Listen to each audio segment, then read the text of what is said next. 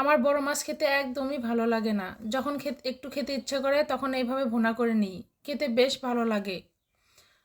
তার জন্য প্রথমে আমি মাছের মাথার অংশগুলো নিয়েছি। এগুলো ভালো করে ধুয়ে শুধুমাত্র লবণ আর হলুদ দিয়ে মাছগুলো ভালো করে একটু কড়া করে ভেজে নিব।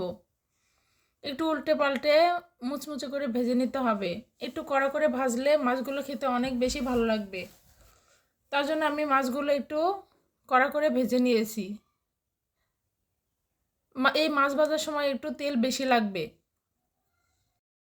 মাছগুলো ভাজা হয়ে গেলে সাইডে রেখে দিব। তারপর চুলাতে আরেকটা কড়াই বসিয়ে দিব। কড়াইটা একটু গরম হয়ে গেলে পরিমাণ মতো সরিষার তেল দিয়ে দিব। তেল একটু গরম হয়ে গেলে এর মধ্যে ব্লেন্ডার করা মশলা দিয়ে দিব। আমি এখানে পেঁয়াজ, আদা, রসুন, সামান্য একটু জিরা ব্লেন্ডার করে নিয়েছি। নিয়ে মশলাগুলো তেলের মধ্যে দিয়ে দিব। দিয়ে মশলাগুলো একটু ভাজা ভাজা করে নিব। তারপর পরিমাণ মতো লবণ দিয়ে দিব। এখন গুঁড়া মশলাগুলো দিয়ে দিব। এখানে প্রথমে ধনিয়া গুঁড়া, বেশ কিছুটা মরিচের গুঁড়া, এখানে একটু মরিচের গুঁড়া বেশি দিলে ঝাল ঝাল হলে খেতে ভালো লাগবে। তারপর পরিমাণ মতো হলুদের গুঁড়া দিয়ে ভালো করে মশলাটা কষিয়ে নিব। একটু সময় নিয়ে মশলাটা একদম কষিয়ে নিতে হবে, যাতে বাটা মশলার কাঁচা ফ্লেভারটা চলে যায়। আমার মশলা কষানোটা হয়ে গেছে। এবার ভেজে রাখা মাছগুলো দিয়ে দিব।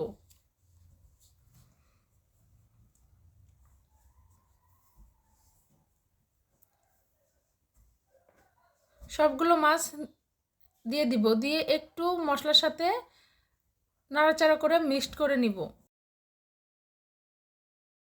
তারপরে পরিমাণ মতো ঝোলের পানি দিয়ে দিব। মাছগুলো বেশি নাড়াচাড়া করা যাবে না, তাহলে ভেঙে যাবে। আমি এখানে ব্রিগেড মাছ রান্না করছি। আপনারা যে কোনো বড় মাছ এইভাবে রান্না করতে পারেন, খেতে বেশ ভালো লাগবে। একবার হলেও রান্না করে দেখতে পারেন, খেতে অনেক বেশি ভালো লাগে। তারপর চুলার জাল একদম মিডিয়াম টু লো হিটে রেখে পুরো রান্নাটা করে নিব।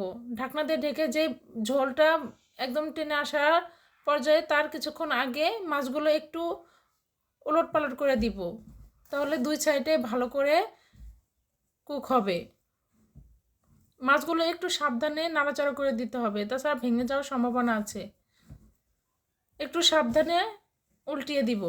দিয়ে এখন ঢাকনা দিয়ে ঢেকে একদম ঝোল টেনে আসা পর্যন্ত রান্না করে নিব। দেখতেই পাচ্ছেন কি সুন্দর একটা ইয়াম্মি কালার এসেছে। একবার হলেও এইভাবে বাসায় রান্না করতে পারেন, খেতে অনেক বেশি ভালো লাগবে। ভালো লাগলে লাইক, কমেন্ট, শেয়ার করতে ভুলবেন না। আজ এই পর্যন্তই। সবাই অনেক বেশি ভালো থাকবেন। আল্লাহ হাফেজ।